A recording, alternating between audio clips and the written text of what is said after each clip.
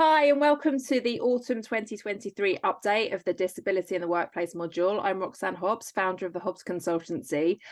There's a saying in the disability community, nothing for us without us. And as a result, I thought it was really important to welcome somebody from the disabled community to this video, but also who has supported me immensely in putting this module together. So that is Will Pike. Do you want to introduce yourself quickly, Will?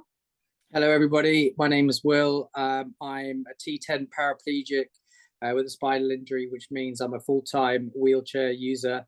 And I've worked together with Rox on this particular e-learning module.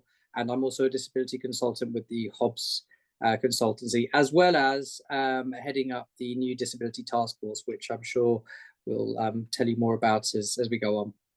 And what do you want people to take away with them from this module, Will?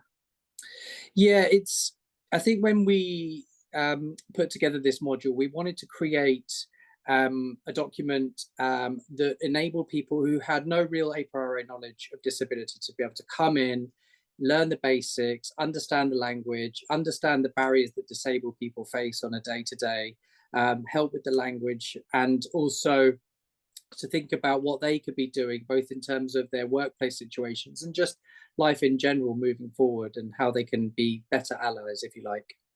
Right. And that all comes through in the content. So for those of you that are taking this module, you're going to be learning about language, like what language to use, what language to avoid using. You're going to hear us asking for the pay gap to be published, just like we do for gender and race. We want to look at the disability pay gap.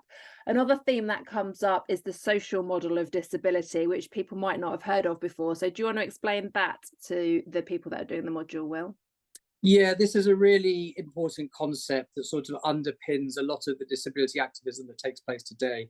And it states that although I myself am medically disabled, it's actually society that makes me feel disabled by not accommodating my needs in various instances. So we talk about that as a concept, and we look at what reasonable adjustment means in relation to the social model. So it's all about, on a basic level, for me as a wheelchair user, it could be ramps getting into a building, it could be an accessible toilet.